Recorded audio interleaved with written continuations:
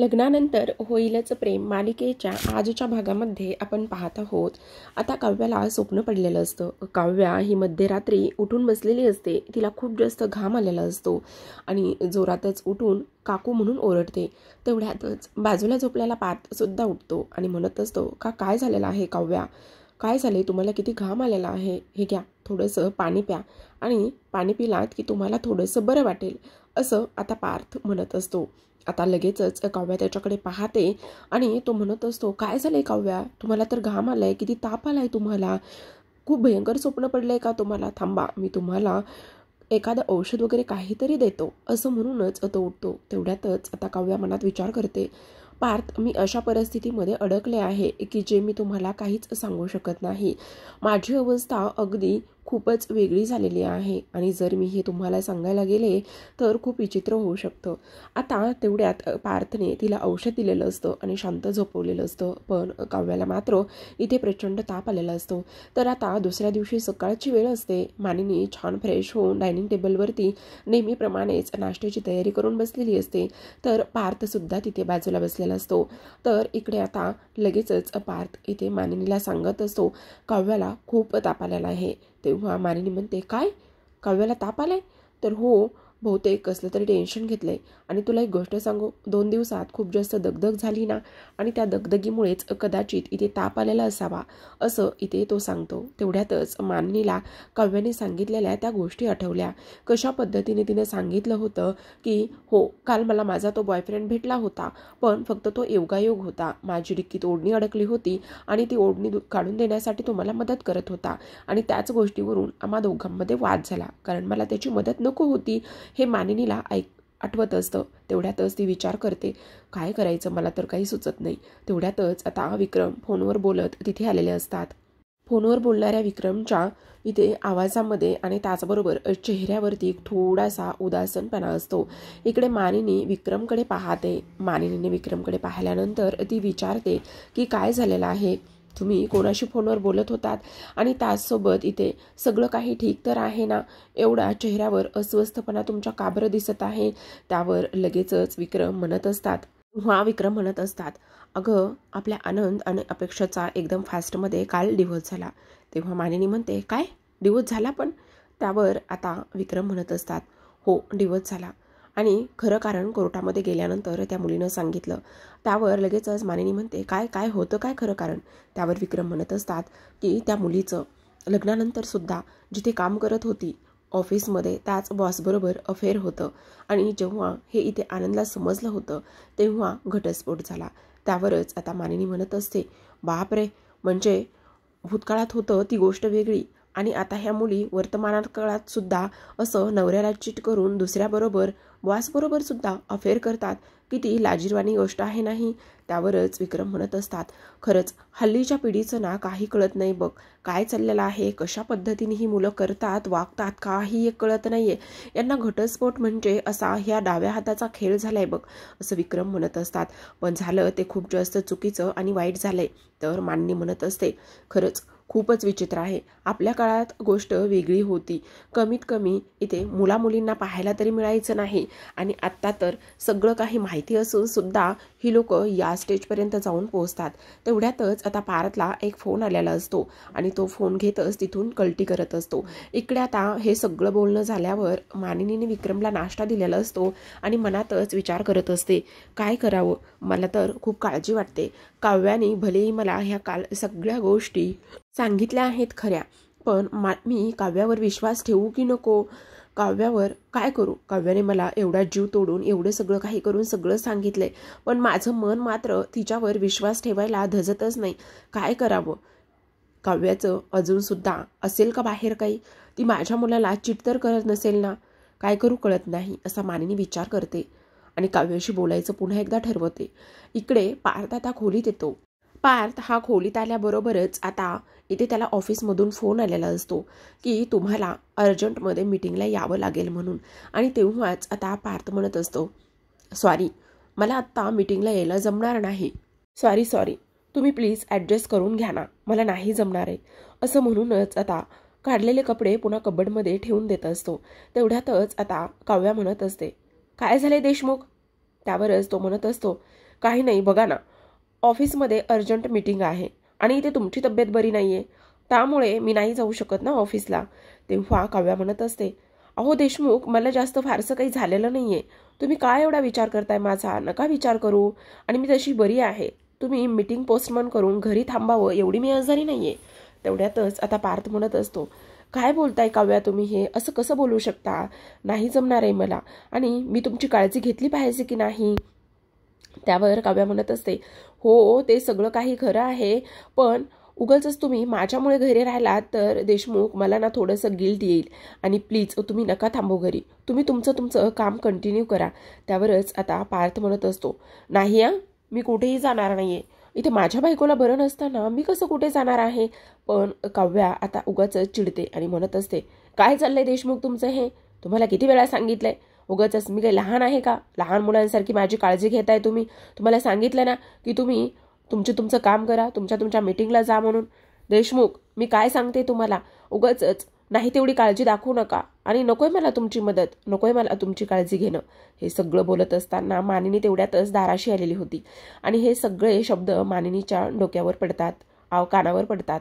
तेवढ्यातच मानिनी म्हणत असते, का ओरडते काव्या एवढी पार्थवर? आणि तो तिची काळजी घेतोय हे तिला आवडत नाहीये का? हे तिला नकोय का? असं म्हणूनच तिथून ती निघून गेलेली असते. आणि निघून गेल्यानंतर पुन्हा एकदा तिच्या मनामध्ये पुन्हा विचारांचं थैमान आलेलं असतं. इकडे आता थोडासा काव्या ओरडल्यामुळे पार्थ नर्वस झालेला असतो. पण तो पार्थ आहे, तो थोडी ना शांत बसणार आहे. किंवा इथे काव्या काही जरी बोलली तर तो थोडी ना इथे माघार घेणार आहे. आता पार्थचा हा पडलेला चेहरा काव्या पाहते आणि लगेचच त्याच्या पाठी येऊन उभी राहते. लगेचच म्हणत असते, सॉरी देशमुख, सॉरी. त्यावरच तो म्हणत असतो, का? कशासाठी सॉरी?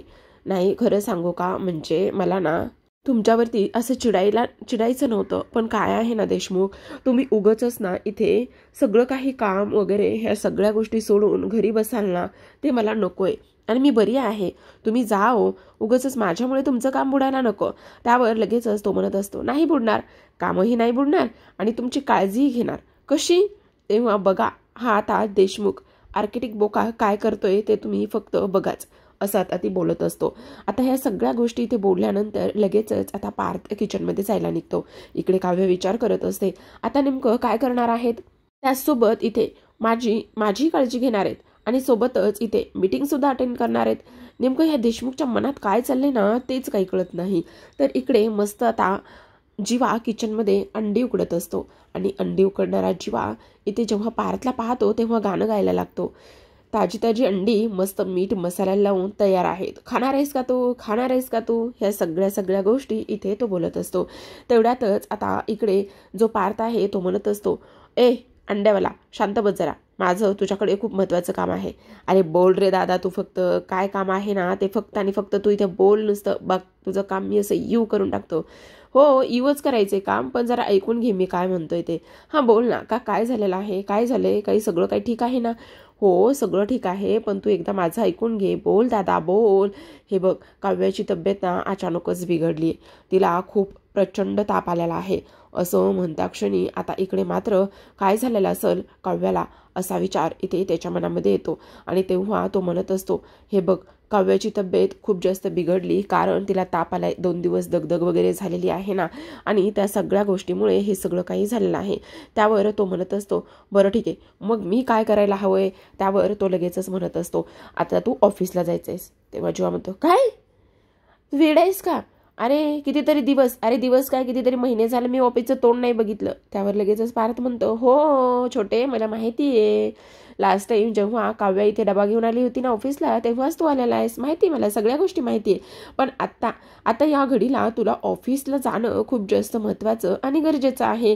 त्यामुळेच इथे एक गोष्ट तुला करायची आहे, काहीही कर, पण मला काव्याची काळजी घेण्यासाठी इथे घरी थांबावंच लागणार आहे आणि त्यामुळे तुला ऑफिसला जावं लागणार आहे. इकडे मात्र तो म्हणत असतो, नाही दादा प्लीज, माझ्यावर असं नको रे करूस, कशाला उगाचच लेकराला बिचारायला कशाला ऑफिसला पाठवतोयस? पण इकडे आता पार्थ म्हणत असतो, नाही माझ्याकडे दुसरा कुठलाच पर्याय शिल्लक नाहीये, तुला काही नाही करायचे, फक्त एक मीटिंग आहे तेवढी अटेंड कर आणि त्यानंतर काहीही करू नकोस. त्यावर आता जीवा म्हणत असतो, बरं पण माझी ही अंडी, हे बघ तू अंडीची काळजी करू नकोस, तुझी अंडी तू फ्रेश हो, आवर, आणि तोपर्यंत मी मस्त तुझी अंडी तयार करतो. अरे पण दादा तुला माहिती ना, हे माझं जिमने कमवलेलं शरीर आहे आणि त्यासाठी मला अंघोळ करायला किती वेळ लागतो. आजचा एक दिवस, आजचा जो एक दिवस आहे ना, तू शॉर्टकटमध्ये अंघोळ कर, जा पटकन, मस्त तुझी अंडी मीठ मसाला आणि ते सगळं लावून मी तयार करतो. त्यावर आता लगेचच इकडे जीवा म्हणत असतो, अरे जास्तीचं मीठ मसाला लावू नकोस, नाहीतर माझ्या ह्या जिमने कमवलेल्या बॉडीमध्ये सगळं फॅट व्हायचं, समजलं, जा म्हटलं ना तुला, जा लवकर, असं म्हणूनच तो त्याला तिथून पाठवून देतो.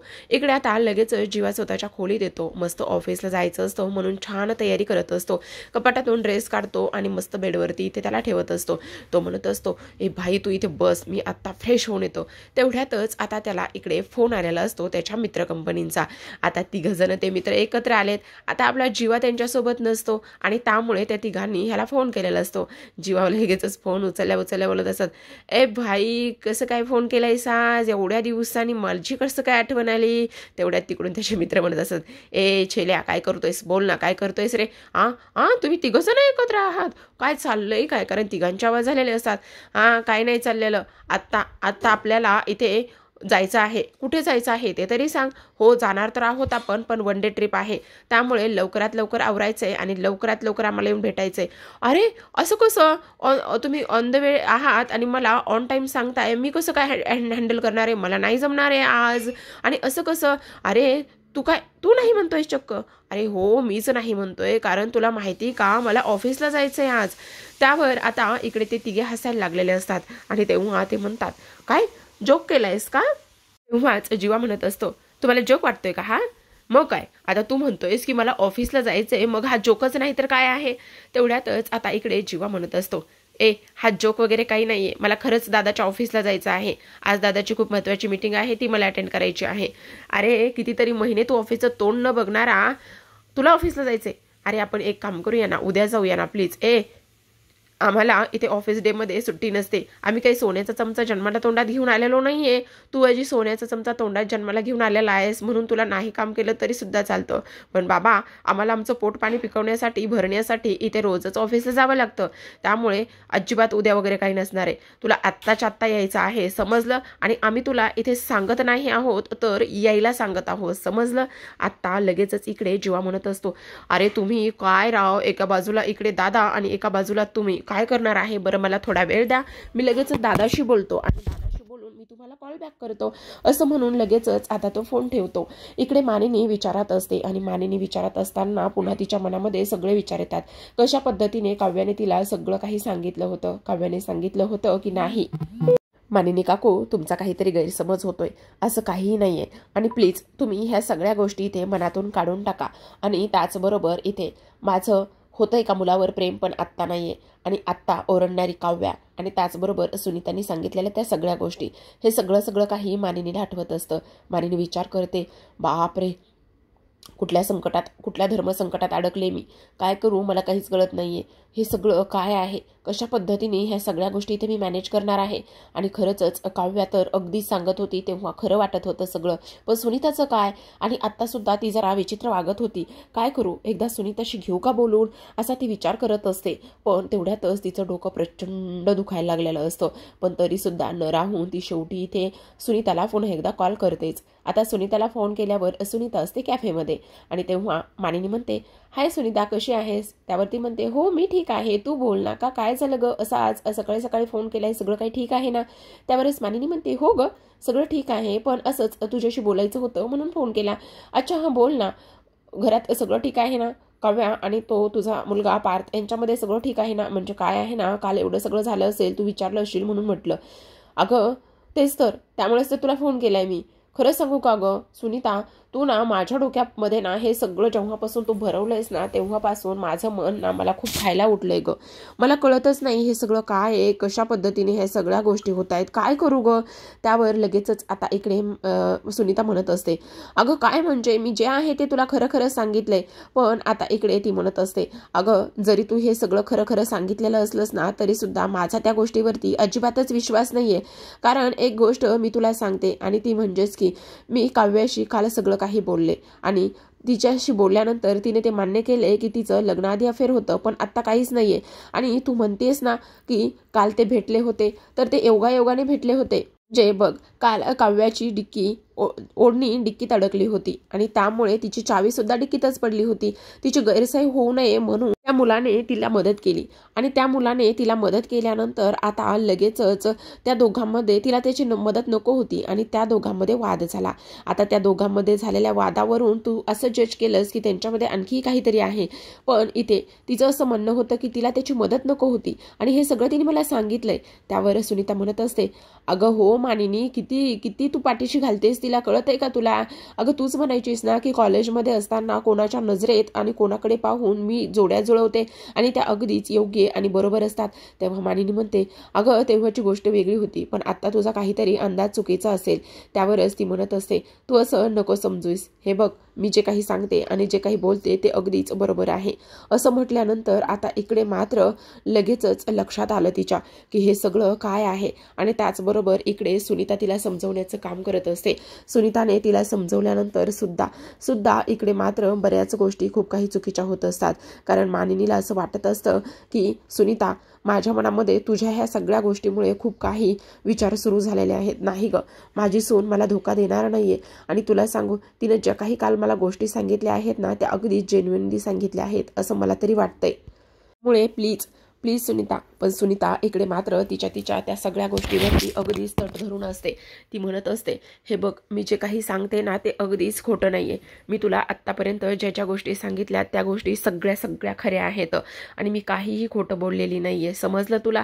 आणि तसंही मी आत्ता तुझ्याशी फारसं काही जास्त बोलू शकणार नाहीये, कारण मी आता कॅफेमध्ये आहे आणि त्याचबरोबर इथे त्यांची चेहरे पाहून आणि त्यांचा सगळा काही हावभाव पाहून, गुणदोष पाहून मी इथे सांगू शकते. आणि तसंही तुझी सून त्या मुलाबरोबर माझ्या कॅफेमध्ये कितीतरी येऊन गेलेली आहे. चल मी आता फोन ठेवते, कारण मला त्या कॅफेमध्ये खूप जास्त कस्टमर आहेत, त्यामुळे मला तुझ्याशी फारसं काही बोलता येणार नाही. असं म्हणूनच आता तिने फोन ठेवलेला असतो. तर प्रेक्षकांनो, आता इकडे होतं काय, आता खरंच सांगायचं म्हणजे तर इथे दोघा भावामध्ये फर्स्ट टाइम भांडण झालेलं असतं. बघूयात ना कसं. आता इकडे जीवा किचनमध्ये येतो आणि जीवा किचनमध्ये आल्यानंतर इथे पार्थ हा त्याची कामं करत असतो. म्हणजे जीवाची जी अंडी उकडायची बाकी होतात ते सगळं त्याचं करत असतो. तेवढ्यात जीवा आल्यावर म्हणत असतो, अरे दादा मला एक गोष्ट सांग, ही मीटिंग किती वेळ चालणार आहे?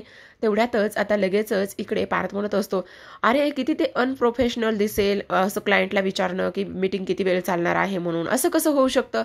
अरे दादा हो ते सगळं काही खरं आहे, पण आत्ता लगेचच मला ना आत्ता एवढ्यातच माझ्या मित्रांचा फोन आला बघ, आत्ता पण त्यांचा फोन आला. आता त्या मित्रांचा फोन घेतो आणि लगेचच म्हणत असतो, अरे थांबा जरा, मी दादाशी बोलतोय ना, सांगतो तुम्हाला, थांबा जरा. आणि तेवढ्यातच पुन्हा इकडे तो पार्थ विचार करत असतो, काय चाललंय ह्याचं? जीवा पुन्हा म्हणत असतो, मी दादाशी बोलतो आणि तुम्हाला जे काही आहे ना ते इथे कळवतो, असं इथे तो बोलत असतो. आता ह्या सगळ्या गोष्टी बोलल्यानंतर इकडे मात्र सगळ्यात महत्त्वाचं झालेलं असतं आणि ते म्हणजेच की इकडे पार्थ म्हणत असतो, काय चाललंय जीवा तुझं? तेव्हा तो म्हणतो, अरे काही नाही, हे आमचे तिघे मित्र आहेत ना, त्यांनी ऑन दी स्पॉटच इथे 1 डेची ट्रिप ठरवलेली आहे, ट्रॅकिंगला जायचं आहे असं म्हणतात. आणि बघणार आहे आता मला चल म्हणतात, पण मला मीटिंगला जायचं आहे. त्यावरच आता जीवा म्हणत असतो, अच्छा म्हणजे तू आत्ता माझ्यासमोर त्यांना सांगतोय की दादाशी बोलतो आणि त्यांना मला सांगतोय की मी त्यांच्याशी बोलतो म्हणून. चाललंय काय नेमकं तुझं? ठीक आहे, काही गरज नाही आहे माझी मीटिंग वगैरे अटेंड करायची, माझं मी बघतो काय करायचं आहे. तर तुझं तू काम कर, तुझं तू ट्रेकिंग कर, मित्र सांभाळ, सगळं कर, चल. असं म्हटल्यानंतर तो तिथून निघून जातो. जीवा त्याला समजावण्याचं खूप काम करतो, पण इथे मात्र जो पार्थ आहे तो मात्र इथे दुखावलेला असतो आणि लगेचच तो तिथून निघून घेतो. तर प्रेक्षकांनो, पुढील भागामध्ये खूपच धमाल होणार आहे. आपला जो आता जीवा आहे तो आपल्या नंदिनीवर चिडलेला असतो. बघूयात काय ते. तर इकडे आता लगेचच जी नंदिनी आहे ती जीवाशी बोलत असते आणि नंदिनी जीवाशी बोलत असताना इकडे मात्र एक गोष्ट इथे होते आणि ती म्हणजेच की जीवा चिडलेला असतो, दुखावलेला असतो, तो तिच्याशी बोलायला गेलेला असतो. तेव्हा ती त्याला म्हणत असते, काय झालंय जीवा? तेव्हा जीवा म्हणतो, हात सोड, मी जेव्हा तुझ्याकडे बोलायला आलो होतो तेव्हा तुला माझ्यासाठी वेळ नव्हता, मला आत्ता तुझ्याशी नाही बोलायचं. त्यावरती म्हणत असते, अहो जीवा ऐकून तरी घ्या. पण इकडे जीवा म्हणत असतो, हात सोड नंदिनी, मला नाही बोलायचंय तुझ्याशी. असं म्हणूनच आता नंदिनीने धरलेला हात लगेचच सोडलेला असतो. नंदिनीला समजत नसतं काय झाले, कशामुळे जीवा एवढे चिडलेत म्हणून. ती लगेचच हात सोडून देते आणि विचार करत असते. तर इकडे आता जो पार्थ आहे, पार्थ मीटिंगला गेलेला असतो आणि त्या मीटिंगमध्ये त्याला 2 कपल वॉच मिळालेले असतात, ज्या ट्विन्स असतात. तो घेऊन येतो आणि काव्याच्या हातामध्ये देतो. तेव्हा काव्या म्हणत असते, अरे वा, ट्विन्स वॉच, आणि त्यासुद्धा तुम्हाला. पण देणाऱ्याला कुठं माहिती आहे की आपला घटस्फोट होतोय म्हणून. आणि तेवढ्यातच आता पार्थच्या हातून घड्याळ खाली पडतं. एक घड्याळ तुटतं आणि तेव्हा घड्याळ तुटल्यानंतर आता काव्या त्याच्याकडे पाहते. पार्थ थोडासा दुखावलेला असतो आणि दुखावल्यानंतर इकडे मात्र पुन्हा काव्याच्या लक्षात येतं ती काय बोलली आहे म्हणून. तेवढ्यात लगेचच आता इकडे जो पार्थ आहे तो विचार करत असतो की हे सगळं काय आहे. पण काव्याच्या बोलण्यामुळे काव्यालाच त्रास होतो. काव्या म्हणत असते, सॉरी पार्थ, मला तसं नव्हतं म्हणायचं, सॉरी, खरंच सॉरी. पण आता लगेचच पार्थ ते घड्याळ उचलतो आणि म्हणत असतो, इतकं काही झालं नाहीये काव्या, तुटलेलं घड्याळसुद्धा दुरुस्त करेल, आणि ते सुद्धा अगदी तुटलेल्या नात्यासारखेच, एवढं काहीही झालेलं नाहीये. आणि त्याचबरोबर आता हे सगळं बोलल्यानंतर काव्या त्याच्याकडे पाहतच राहते. तर प्रेक्षकांनो, अशाच नवनवीन डेली मालिकांचे अपडेट आणि रिव्ह्यू जाणून घ्यायचे असतील, पाहायचे असतील तर नक्की चॅनलला सबस्क्राईब करा. भेटूयात पुन्हा एका अशाच नवीन एपिसोडसोबत, रिव्ह्यूसोबत. तोपर्यंत पाहत राहा लग्नानंतर होईलच प्रेम.